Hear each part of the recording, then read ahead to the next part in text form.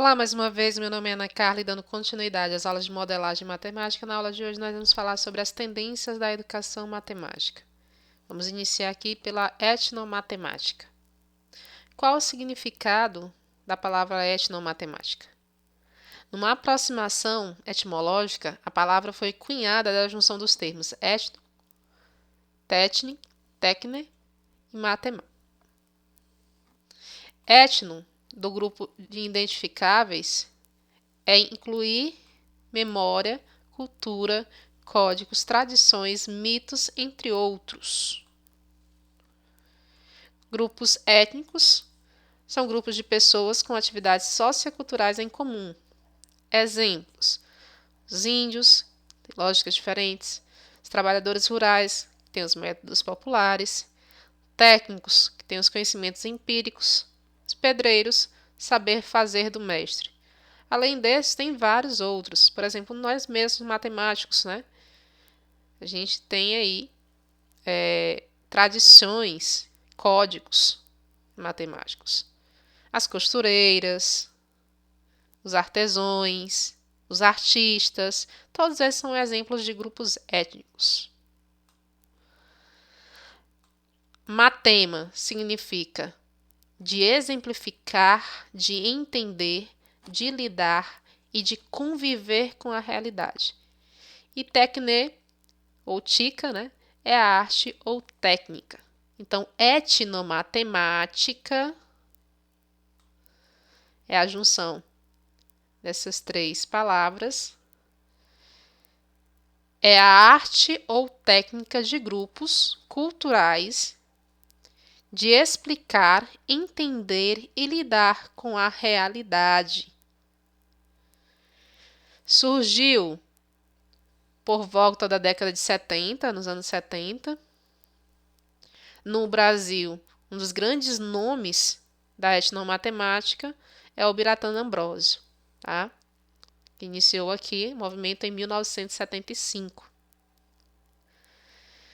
Por que surgiu a etnomatemática? Houve um fracasso da matemática moderna na década de 70. A matemática apresentada era dissociada da realidade social dos alunos.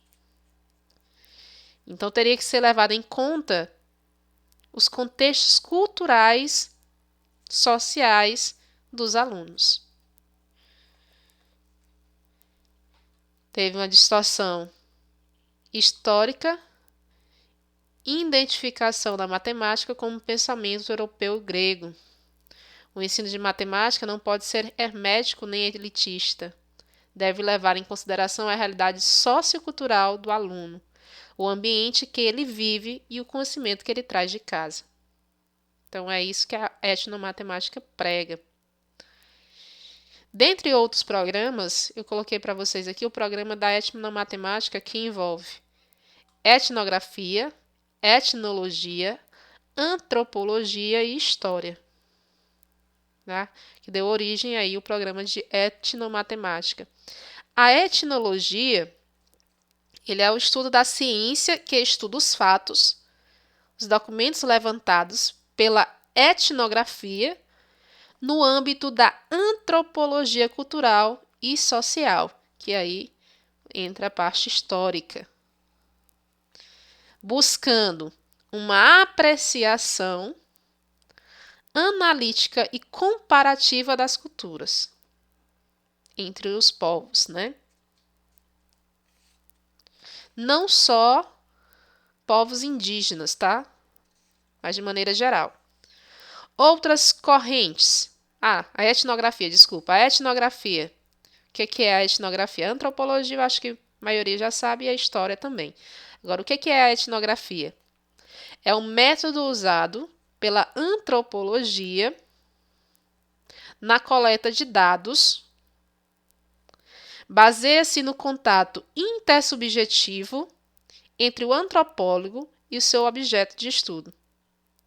E esse objeto de estudo é de qualquer grupo social que eu falei anteriormente. Outras correntes que surgiram sobre a etnomatemática. Abordagem da etnomatemática, investigação de concepções, tradições e práticas matemáticas de um grupo social subordinado e ao trabalho desenvolvido na perspectiva de que o grupo interprete e codifique o seu conhecimento. Da Chelsea. A etnomatemática emerge de discursos sobre matemática, educação política e de relações entre eles. Paul e Frankenstein. Ok? Então, são outras correntes aí da etnomatemática, além da de Ambrósio, de Biratan de Ambrósio. Então, o que é realmente a etnomatemática, gente? Só para finalizar aqui a falar sobre essa tendência no ensino da matemática. É a arte de explicar e compreender a matemática em outros contextos. Então, tentando resumir tudo o que eu falei para vocês, a etnomatemática é a arte de explicar e compreender a matemática em outros contextos. Os povos, eles utilizam a matemática.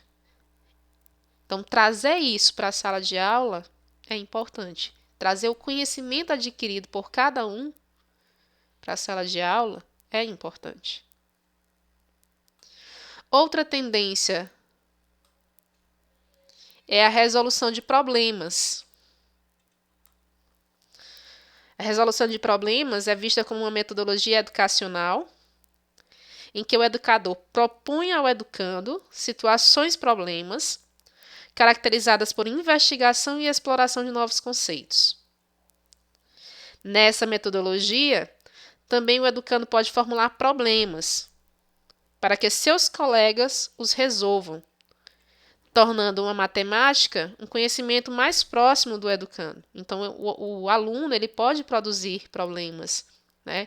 Pode trazer problemas do dia a dia. Então, a resolução de problemas em matemática vem se destacando pelo fato de esse processo de representação e organização do conhecimento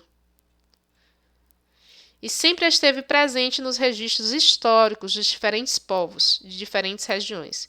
Então, não é algo novo, tá? Se resolve problemas aí desde muito tempo. E aí nós temos, dentre outros escritores, Polia, né? Que fala em etapas na resolução de problemas. A arte de resolver problemas, em seu livro, né? Aqui eu coloquei as etapas e as questões e recomendações. Compreender o problema. O que se pede no problema?